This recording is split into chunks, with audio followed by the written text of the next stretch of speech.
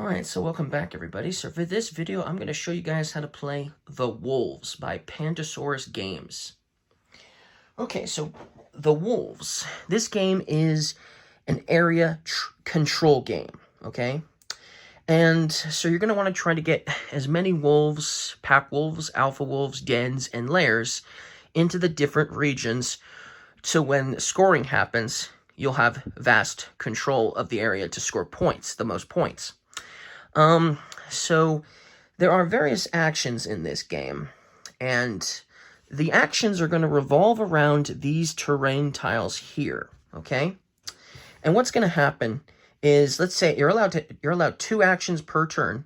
So one first possible action would be to flip one of these tiles over. So let's say I wanted to move my green alpha wolves here to the mountain region, okay? Or to the snowy region here instead. Let's say I wanted to move it here to the snowy region. Then I could take the move action by flipping the snow tile like that.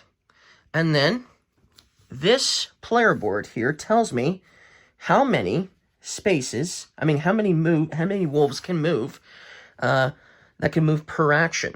So you start with 2. So as you unlock dens, that number will increase, and you can move more wolves on your turn when you take the move action. But you start with 2. And then it also tells you how many spaces a wolf can move as well, a number of hexes. And it starts at 3. So your wolves can move a total of 3 spaces to start with, okay? So that's what this stuff on the player board will indicate, these 2 things here. How many wolves can move, and how much distance can they move. And so, for instance, if like I said, since I flipped over the tile that gave me the snow, I'm going to be moving my wolves to a snowy location, and I can move 2 of them. So let's say I wanted to move, for instance, this one 1, 2, 3 spaces, or this one 1, 2, 3 spaces. That's 2 separate wolves, and they moved each 3 times, because that's the max they can move. So I could do it that way. Or I could move them separately. So, for instance, I could have moved this one up here 3 spots, for instance. That would be something I could potentially do. And then, let's say I moved that there, and that there. Okay? So I could do that as well, so they don't have to be in the same spot, is what I'm saying. They don't have to be in the same spot when I'm moving wolves. They don't have to be in the same region or anything. But there are some movement rules to mention. One thing you can't do is you can't move a wolf into an area that has a lone wolf token. So I'd have to go around. I wouldn't be able to go through. And so I could still technically make it by going 1, 2, 3 here, for instance. Another thing I can't do is I can't go through prey as well. I can't move my wolves through an area that have prey on them, so I wouldn't be able to go like 1, 2, 3, for instance. I'd have to go 1, 2, 3. I'd have to go around it. Another thing I can't move through is I can't move through spaces that have basically 2 pieces on it. So you see this AI wolf, this tundra wolf, has 2 of their pack wolves on it. And that's the maximum you can have. You can have 2 of any combination of pack wolves, alpha wolves, dens, or lairs. You can have 2 of them, 2 on a space. You're allowed to, but you can never have more than that. You can never have 3, for instance. But basically, I can't go through those wolves. I'd have to go around them. So right now, I would have to go all the way around if I wanted to go here, because I couldn't go through any of these. Now, these crescent moons, these half moons and full moons are also on a water space. You cannot move through water. So that's another thing I wouldn't be able to do. I wouldn't be able to go like through here, for instance. So that's another movement rule I can't do either. Then there's some other movement rules too. For instance, I can't move an alpha wolf into a spot with a lair, because a lair is considered to be greater than an alpha wolf in this game. So I can't ever move an alpha wolf into a different colored layer, basically, okay? I can move an alpha wolf into a spot. For instance, I could put an alpha wolf, I could move it through, or I could place it onto a spot that has a pack wolf of a different color. That would be allowed, but that would cause the pack wolf to run away, basically like there, for instance, or there, for instance. So they wouldn't be able to stay on the same spot for long, but I could move it to a spot that had a pack wolf. But nothing would happen to the pack wolf except for, obviously, the pack wolf would move. So that's another possibility of movement that I'm allowed to do. And then there's one other type of thing I could potentially move. Now, I can never move an alpha wolf into a spot with another alpha wolf. That's not allowed. Okay? They don't get along. So I can't do that. But these dens here, so let's say if there was a den on the board, I could move, or a den of a different color, for instance. So I could, for instance, move a purple wolf, a different colored wolf, into an area with a den. That's allowed. And since a den isn't a living thing, the den would just stay there. So that's something that's allowed. So that I could potentially do that as well. So that's basically how movement is going to work. That's pretty much how movement would work. But there are some other things to note. You'll notice there are prey items here. Okay? This is an elk. These are moose, raccoon, rabbit, and wild boar. Each of these have two basically prey food items on them. If you want these prey food items, you have to surround them. So for instance, if I wanted this elk, my movement would have to be something like this. I'd have to have 3 wolves on 3 different spots surrounding the prey.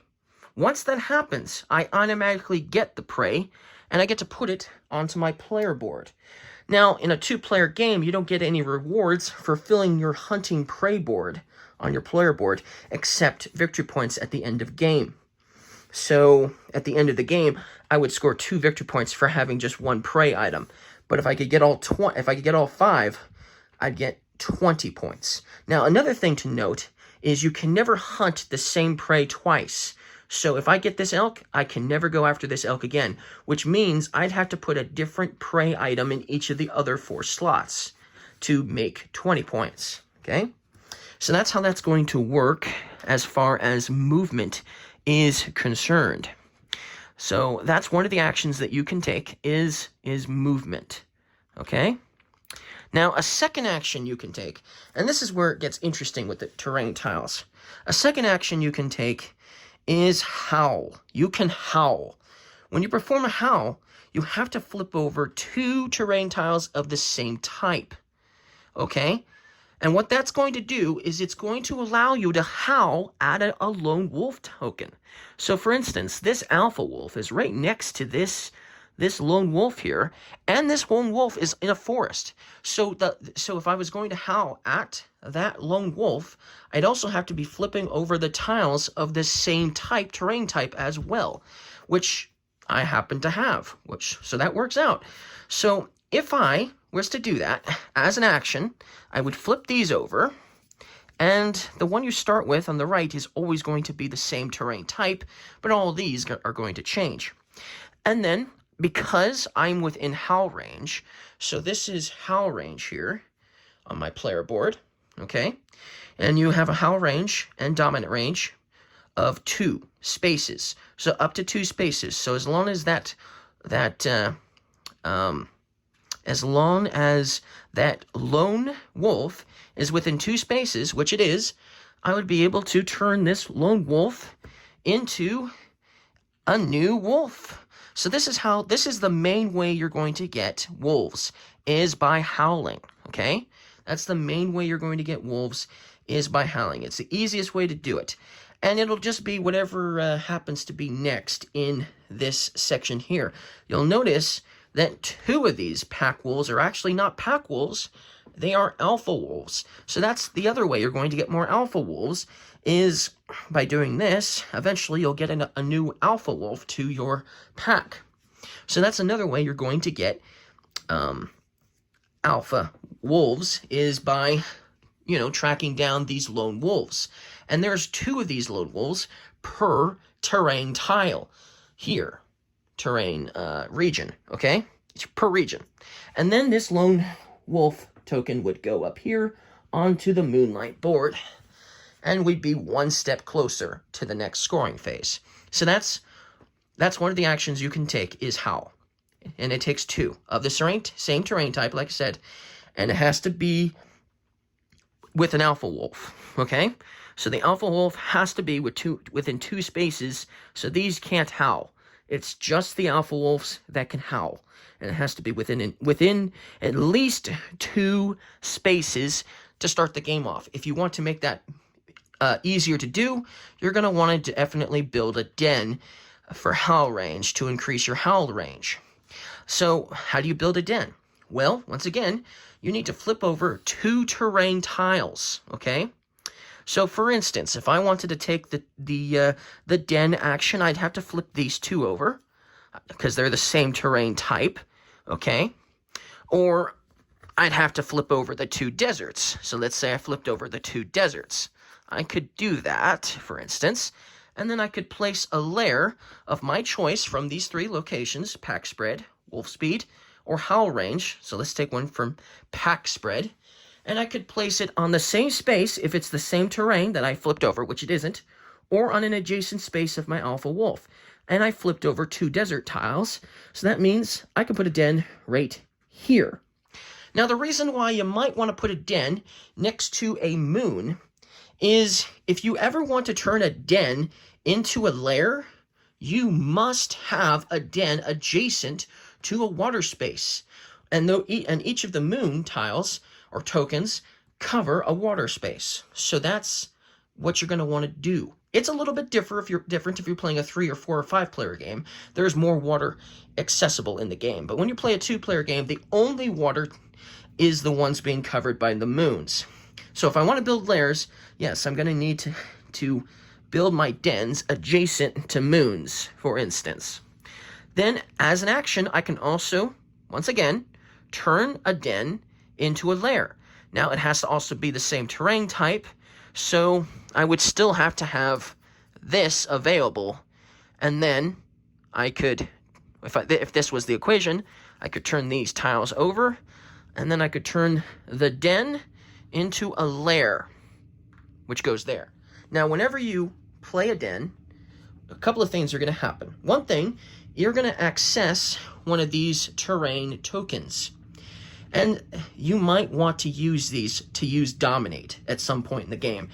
And I'll mention that in a moment. But then another thing that's going to happen, obviously, is once again, you're going to cover a spot on the Moonlight track, because I basically replaced the den with a lair. Okay, so that's the 2 main easiest ways you're going to fill in the Moonlight track, is by placing lone wolves and dens. Okay, and then another action you could take is Dominate. Okay, that's another action I can take. For instance, what does Dominate do, though? Well, Dominate is going to allow me to turn an enemy pack wolf into one of my wolves, or an enemy den into one of my dens. So right now and it would have to be on a spot that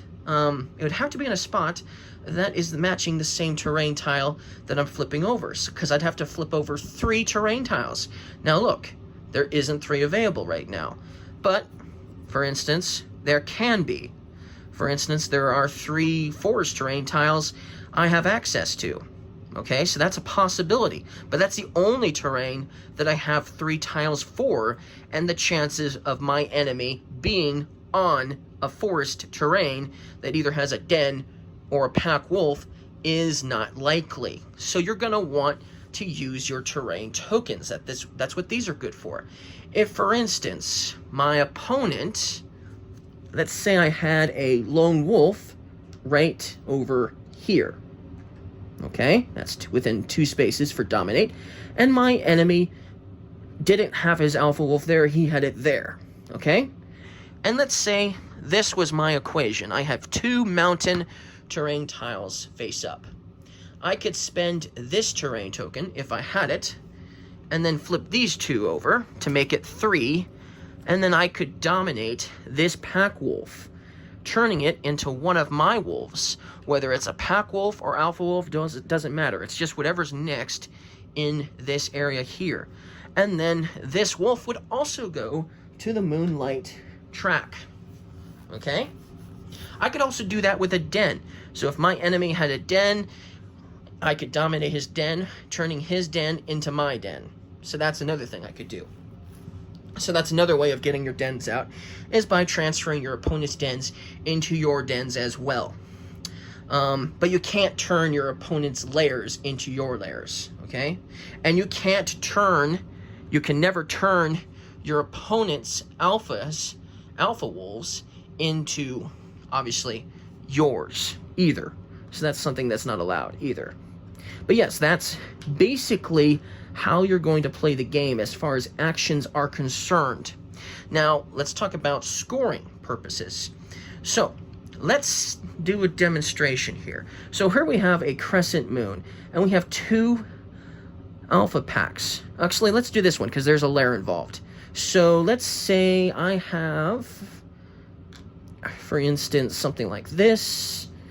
An opponent has something like that. I've got a den nearby. So let's say this was the equation here.